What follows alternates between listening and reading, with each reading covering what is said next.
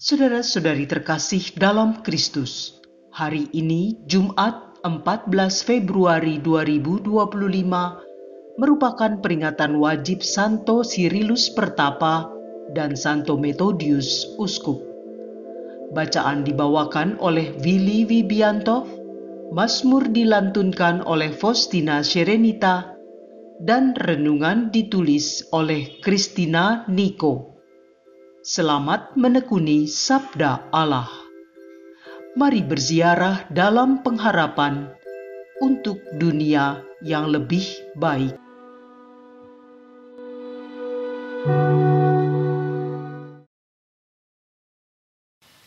Dalam nama Bapa dan Putra dan Roh Kudus.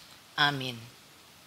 Allah Bapa Maha Pengasih, melalui Santo Cyrillus dan Methodius, Engkau menerangi bangsa Slavia untuk semakin mengenal-Mu. Terangilah juga akal budi kami untuk semakin memahami yang baik dari yang buruk, dan dengan bantuan rahmat-Mu, mampukanlah kami untuk selalu memilih yang baik, yang berkenan kepadamu. Biarlah hari ini menjadi hari yang membuat kami semakin dekat kepadamu dan memuliakan nama-Mu. Demi Kristus Tuhan dan pengantara kami. Amin. Bacaan dari Kitab Kejadian, bab 3, ayat 1 sampai dengan 8. Adapun ular ialah yang paling cerdik daripada segala binatang di darat yang dijadikan oleh Tuhan Allah. Ular itu berkata kepada perempuan itu, "Tentulah Allah berfirman, semua pohon dalam taman ini jangan kamu makan buahnya, bukan?" Lalu sahut perempuan itu kepada ular itu, "Buah pohon-pohonan dalam taman ini boleh kami makan, tetapi tentang buah pohon yang ada di tengah-tengah taman, Allah berfirman, jangan kamu makan ataupun rabah buah itu, nanti kamu mati." Tetapi ular itu berkata kepada perempuan itu, "Sekali-kali kamu tidak akan mati, tetapi Allah mengetahui bahwa pada waktu kamu memakannya, matamu akan terbuka dan kamu akan menjadi seperti Allah, tahu tentang yang baik dan yang jahat." Perempuan itu melihat bahwa buah pohon itu baik untuk dimakan dan sedap kelihatannya. Lagi pula pohon itu menarik hati karena memberi pengertian. Lalu ia mengambil dari buahnya dan dimakannya dan diberikannya juga kepada suaminya yang bersama-sama dengan dia, dan suaminya pun memakannya. Maka terbukalah mata mereka berdua dan mereka tahu bahwa mereka telanjang. Lalu mereka menyemat daun pohon ara dan membuat cawat.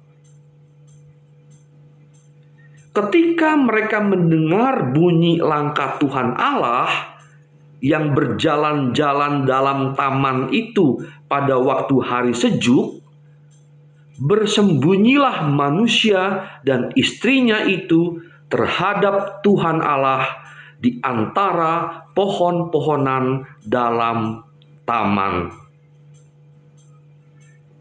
Demikianlah sabda Tuhan.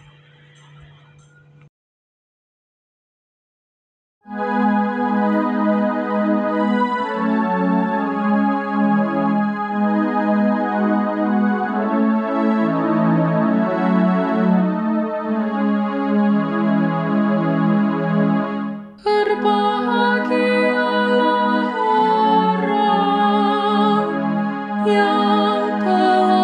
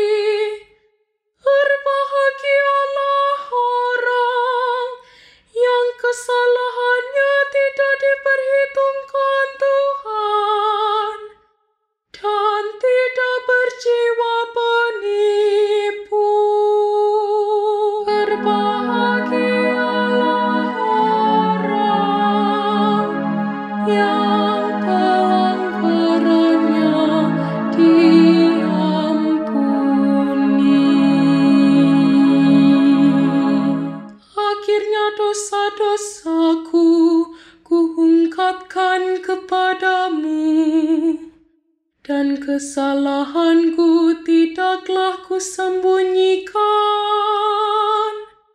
Aku berkata, aku akan menghadap Tuhan dan mengakui segala pelanggaranku. Maka Engkau sudah mengampuni kesalahanku. Berbahagialah orang yang pelanggarannya diampuni.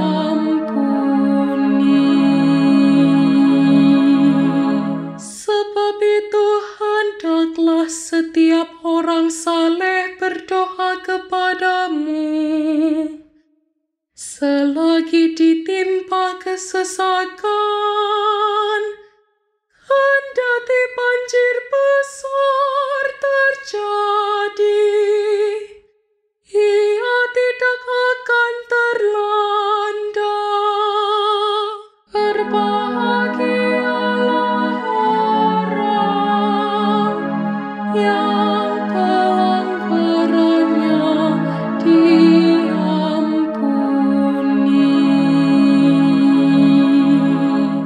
Engkaulah persembunyian bagiku, ya Tuhan. Engkau menjagaku terhadap kesesakan. Engkau melindungi aku, sehingga aku luput dan bersorak. Berbahagialah orang yang pelanggarannya diampuni.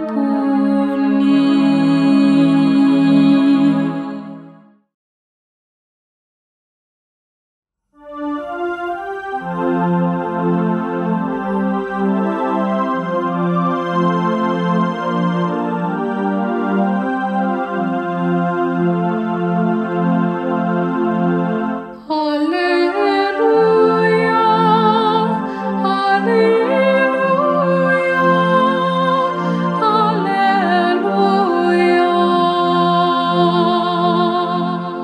Ya Allah, bukalah hati kami,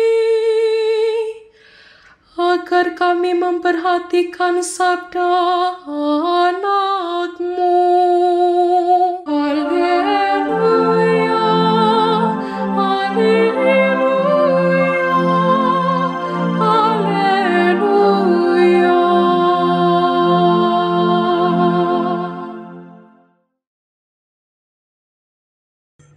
Inilah Injil suci menurut Santo Markus bab 7 ayat 31 sampai dengan 37. Kemudian Yesus meninggalkan pula daerah Tirus dan dengan melalui Sidon pergi ke Danau Galilea di tengah-tengah daerah Dekapolis.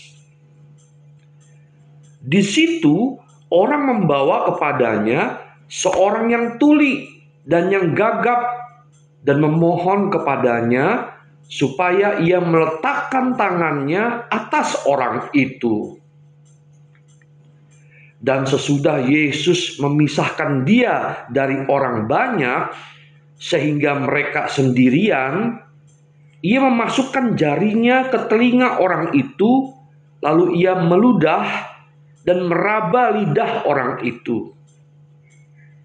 Kemudian sambil menengadah ke langit, Yesus menarik nafas dan berkata kepadanya, "Ephata," artinya terbukalah.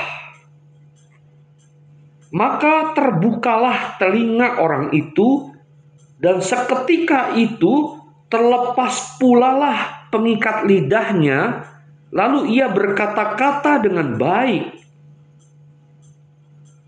Yesus berpesan kepada orang-orang yang ada di situ supaya jangan menceritakannya kepada siapapun juga. Tetapi makin dilarangnya mereka, makin luas mereka memberitakannya. Mereka takjub dan tercengang dan berkata, "Ia menjadikan segala-galanya baik, yang tuli dijadikannya mendengar, yang bisu dijadikannya berkata-kata." Demikianlah sabda Tuhan.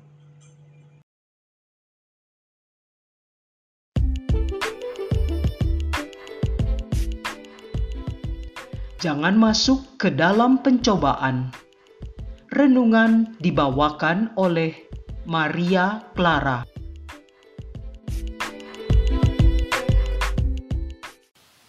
Bapak Ibu terkasih dalam Kristus, sebagai seorang dewasa, tentu kita tahu apa hal baik yang boleh dilakukan, serta apa hal buruk yang tidak boleh dilakukan. Sebagai seorang Kristiani, tentu kita tahu apa itu 10 perintah Allah, bahkan bisa menyebutkannya dengan benar. Tetapi, mengapa kita sering melakukan satu atau bahkan beberapa hal yang buruk, atau melanggar satu dari 10 perintah Allah tersebut? Mari kita amati 2 hal yang membuat kita melanggar hal ini. Pertama, sering sekali kita mendekati hal-hal yang bisa membuat kita jatuh dalam dosa. Contohnya, mungkin para ibu sudah tahu, jika berkumpul untuk arisan, akan besar kemungkinan menjadi ajang gosip atau membicarakan orang.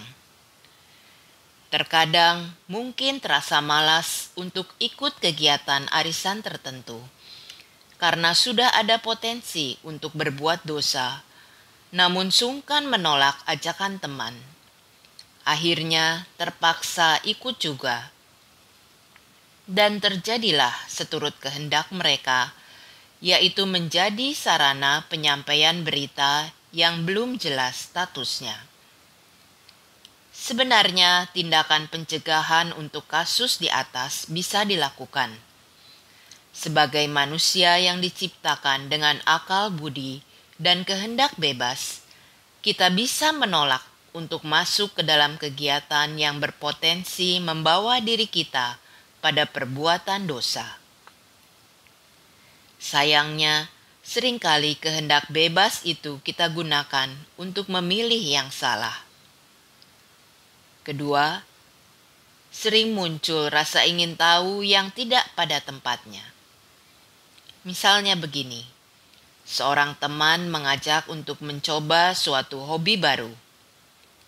Setelah mencobanya, kita tahu bahwa itu hobi yang salah.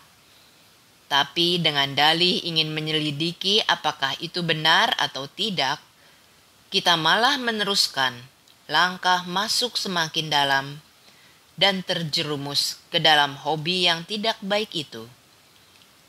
Seharusnya tindakan pencegahan bisa dilakukan, yaitu dengan menghentikan rasa ingin tahu yang berlebih dan segera menjauh ketika merasakan ada yang tidak beres pada hal tersebut. Itulah yang terjadi pada Hawa. Ia membiarkan dirinya masuk dalam pencobaan. Pertama, Hawa membuka celah lebih mendekati ular, yaitu menaruh perhatian kepada perkataan ular dan mulai berbincang-bincang.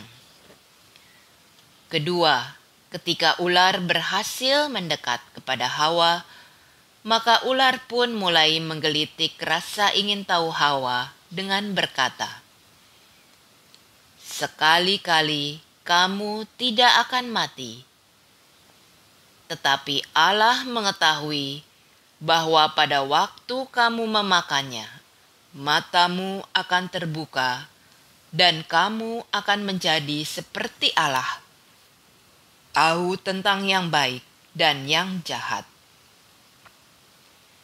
Akibatnya Hawa melakukan dosa asal yang diakibatkan oleh rasa ingin tahu yang tidak pada tempatnya. Hawa sudah diperingati Allah untuk tidak makan buah dari pohon itu. Tapi akibat rasa ingin tahu yang besar dan merasa pemikirannya lebih benar daripada perintah Allah, maka Hawa pun memakan buah itu. Dan terjadilah dosa asal bagi seluruh umat manusia dan keturunannya. Bapak Ibu yang terkasih dalam Kristus, apakah kita menyadari penyebab kita terjatuh dalam suatu dosa? Seringkali salah satu penyebabnya adalah karena kita yang membiarkan diri masuk ke dalam pencobaan. Kita dengan sadar melangkahkan kaki perlahan mendekat kepada dosa, seperti yang dilakukan Hawa. Pada akhirnya, karena ketidaktaatan kita pada Allah, maka kita pun lebih memilih melakukan hasil pemikiran sendiri yang kita anggap benar. Mari kita refleksikan. Setiap kali kita jatuh dalam suatu dosa, apa yang menyebabkan kita jatuh? Coba kita sadari dan kita persembahkan rasa tobat atas kehendak bebas yang memilih hal yang salah di mata Tuhan. Semoga dengan kegiatan merefleksikan diri secara rutin atas dosa-dosa yang dilakukan, kesadaran diri kita terbangun semakin kokoh, sehingga dengan sadar kita memilih tidak lagi membiarkan diri masuk ke dalam pencobaan dan berbuat dosa. Marilah kita mendaraskan doa yang diajarkan Yesus sendiri kepada kita. Bapa kami yang ada di surga, dimuliakanlah namamu, datanglah kerajaanmu, jadilah kehendakmu, di atas bumi seperti di dalam surga. Berilah kami rejeki pada hari ini, dan ampunilah kesalahan kami, seperti kami pun mengampuni yang bersalah kepada kami. Dan janganlah membiarkan kami masuk ke dalam pencobaan, tetapi bebaskanlah kami dari yang jahat. Amin. Dalam nama Bapa dan Putra dan Roh Kudus. Amin.